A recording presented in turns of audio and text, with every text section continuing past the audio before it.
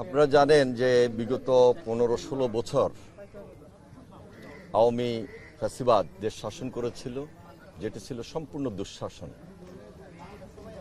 এই দুঃশাসনে আমরা কিন্তু আমাদের সাংগঠনিক কর্মকাণ্ড খুব একটা ভালোভাবে করতে পারি নাই। এটা ছিল বাস্তবতা।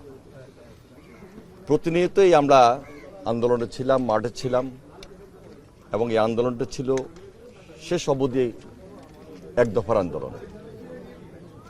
আমরা এই আন্দোলন করতে গিয়ে অনেকেই বিভিন্নভাবে অত্যাচারিত হয়েছে, নির্যাতিত হয়েছে, জেল খেটেছি। আমাদের পাশ থেকে অনেক নেতাকর্মী গুম খুন শিকার হয়েছে। 5 আগস্টের পর আমরা আমাদের সাংগঠনিক তৎপরতা বৃদ্ধি করেছি। ইউনিয়ন, থানা, পৌরসভা, উপজেলা, জেলায় এখন পর্যন্ত আমাদের সেই সাংগঠনিক কর্মকাণ্ডের অংশ হিসাবে অনেক জায়গায় সম্মেলন অনুষ্ঠিত হচ্ছে, কাউন্সিল হচ্ছে। এই মুহূর্তে 27 ফেব্রুয়ারি আগামীকাল আমাদের ভারপ্রাপ্ত চেয়ারম্যান স্ট্যান্ডিং কমিটিতে আলোচনা করে সিদ্ধান্ত নিয়েছেন যে আমাদের একটি বর্ধিত সভা অনুষ্ঠিত হবে এবং তৃণমূল থেকে যে সকল নেতৃবৃন্দ দায়িত্ব পরিচালনা করছেন তারা এই সভায় অংশগ্রহণ করবেন। কনভেনার এবং সদস্য সচিব, প্রেসিডেন্ট অথবা সেক্রেটারি সব মিলে আমাদের একদম নির্বাহী committee, standing committee, advisory committee, বিগত নির্বাচনে যারা অংশগ্রহণ করেছেন, জেলার নেতৃবৃন্দ, থানার নেতৃবৃন্দ সব মিলে প্রায় 4000 নেতৃবৃন্দ আমাদের এই সভায় উপস্থিত হবেন। সেখানে তাদের আলাপ আলোচনা, তাদের বক্তব্যের পরিপ্রেক্ষিতে আমাদের ভারপ্রাপ্ত চেয়ারম্যান উদ্বোধনী বক্তব্যে তার মেসেজ থ্রো করবেন, যেটি আগামী দিনে আমাদের সাংগঠনিক তৎপরতাকে বৃদ্ধি করবে। তবে বিগত 15-16 বছর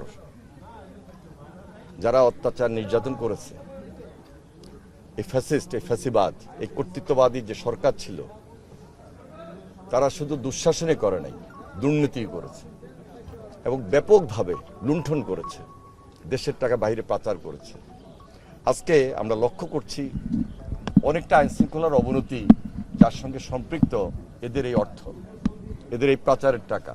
গভীর ষড়যন্ত্রে তারা আজকে লিপ্ত রয়েছে দেশে এবং দেশের বাহিরে।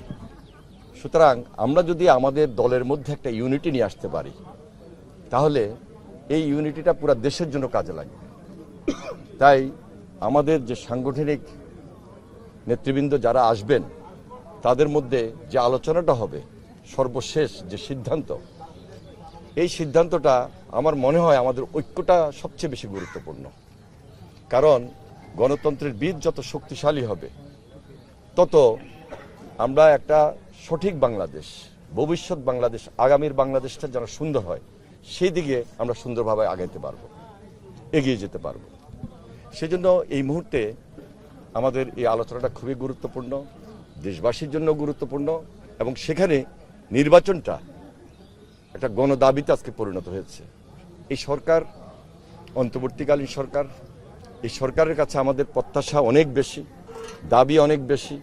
প্রত্যাশার জায়গা থেকে আমরা হাসিনার বিচারটাকে প্রাধান্য দিচ্ছি। হাসিনার বিচারটা এটা প্রায়োরিটি পাওয়া উচিত। যত তাড়াতাড়ি শেখ হাসিনা এই ফ্যাসিস্টের বিচার হবে, তত তাড়াতাড়ি গণতন্ত্রের বীজ আরও শক্তিশালী হবে। পাশাপাশি যারা গুমের শিকার হয়েছে, খুনের শিকার হয়েছে, সেই পরিবারগুলো যারা সহায়তা পায়, আমাদের মামলাগুলো যেন প্রত্যাহার হয়, যারা আহত হয়েছে, যারা দৃষ্টিশক্তি হারিয়েছে, পঙ্গুত্ব বরণ করেছে, তাদের পাশেও আমাদেরকে দাঁড়াতে হবে। সব কিছু মিলে আমাদের মেসেজটা হলো একটা দৃঢ় ঐক্যের উপর আমরা দাঁড়াতে চাই। যে কারণে আজকে যে সকল ষড়যন্ত্র হচ্ছে, আমরা একটা স্লোগানকে প্রাধান্য দিচ্ছি, যে সুদৃঢ় ঐক্যই রুখে দিতে পারে সকল ষড়যন্ত্র। আমার বিশ্বাস আগামী দিনে আমাদের এই ঐক্যবদ্ধ আন্দোলন, এই ঐক্যবদ্ধ চেষ্টা, সাংগঠনিক তৎপরতা সবকিছু মিলে একটা সুন্দর বাংলাদেশ গড়ে উঠবে। ধন্যবাদ সবাই। সেটি হচ্ছে লাস্ট যে বর্ধিত সভা ছিল, সেখানে ম্যাডাম খালেদা যে উপস্থিত ছিলেন, এই সভায় তো উনি নাই। স্বাভাবিকভাবে তাকে কেমন মিস আপনারা করবেন, এবং ভারপ্রাপ্ত চেয়ারম্যানও উপস্থিত সরাসরি থাকবেন না, এই দুটো আপনারা শূন্যতা কেমন অনুভব করবেন?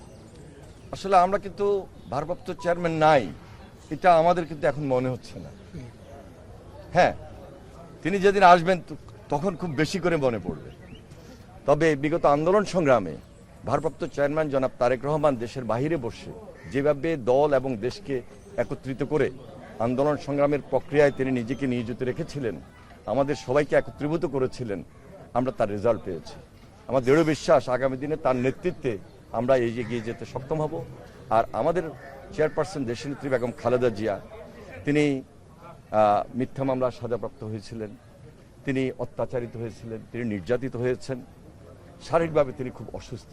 তিনি আজকে দেশের বাইরে চিকিৎসাধীন আছেন। আমরা দোয়া করি, প্রার্থনা করি ইনশাল্লাহ তিনি সুস্থ আমাদের মাঝে ফিরে আসবেন। ভাই, একটা বিষয় সেটা হচ্ছে যে বিএনপি প্রয়োজনীয় সংস্কার শেষে নির্বাচনের বরাবরই বলে আসছে, সেটা আমরা দেখছি।